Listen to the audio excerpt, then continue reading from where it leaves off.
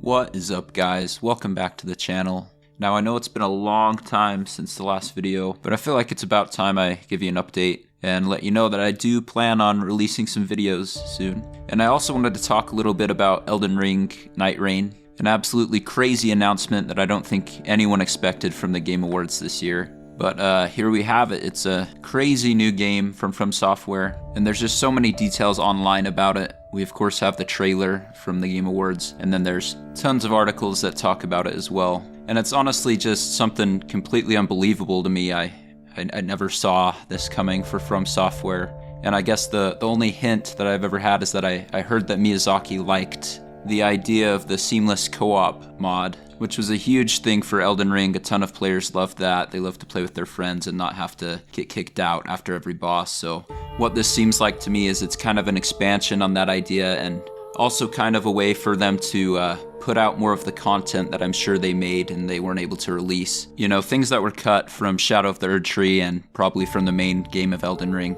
Or, you know, ideas and mechanics that just wouldn't necessarily flow into the general narrative of that main game. But yeah, I kind of just want to go through this article here. PC Gamer was able to play the game for 6 hours, and they've really just let loose on the details about it. We basically know the entire game, how it works, and what it's going to be like, but I'll just kind of summarize it here as basic as I can. So from all that I've gathered, it looks like Elden Ring Night Rain is a roguelike mixed with some battle royale elements, and it's kind of a spin-off project that was given the green light by Miyazaki, but it was directed by Ishizaki, who is a new game director over at From Software. So essentially, this isn't going to be your run-of-the-mill Souls formula single-player game that we're used to. The article mentions that you'll be dropped in an area. From what I can tell, that area is going to be Limgrave from Elden Ring. But I do think it's safe to say that there will be more than one area, just based on the trailer alone. There's going to be a lot of randomly generated things in these areas. From what I can tell, buildings and bosses will be, at least in some part, randomized.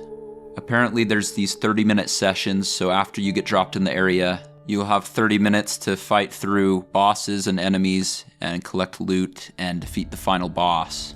All the while, there's going to be a circle of death closing in around you, like you would see in Fortnite or other Battle Royale games. However, there's no PvP. They mentioned it's not going to be a live service game. It was mentioned in the article that they want us to be able to unlock everything within the game. And they also mentioned that they wanted to release a full product at release. So basically, it's not going to be a live service, constantly updated game like many Battle Royale games are. This game is also not going to have character creation. There's going to be heroes that are preset, so I guess you could think of like the classes from Elden Ring, except these ones have some pretty crazy abilities. I'm sure you can see that from the trailer. Each of these heroes has their own unique abilities, so there's going to be pros and cons, I guess, to choosing each one, so that'll be interesting. There's also going to be a lot of new mechanics. You probably can see from the trailer how fast some characters can run. There's that double jump, and from what I can tell, fall damage has been completely removed. Also, it seems like this game is meant to be played with 3 people. However, Ishizaki also said it can be played with 1 player, so it's kind of weird. You can either play it with 3 players or 1, and that's kind of just a strange set of choices. I don't know why there wouldn't be an option for 2 players. But it looks like when you are playing with other people, there is an option to be revived if you get downed. So that's an incentive to play with 3 people, I guess.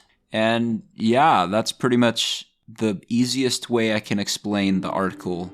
And I've also attached the article in the description below.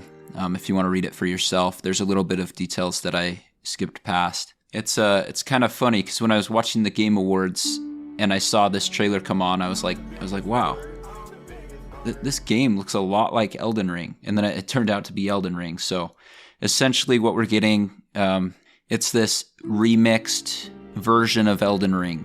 And to be completely honest, I think it's very strange. I was very disappointed when I read this article and I found there would be no PvP, just because it would be freaking awesome to have a PvP aspect to this game.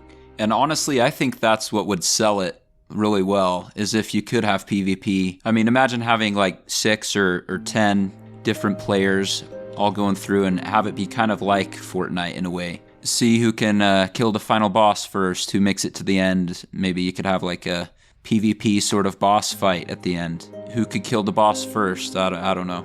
It's really clear to me that this isn't part of like the general narrative. There's no way this is canon.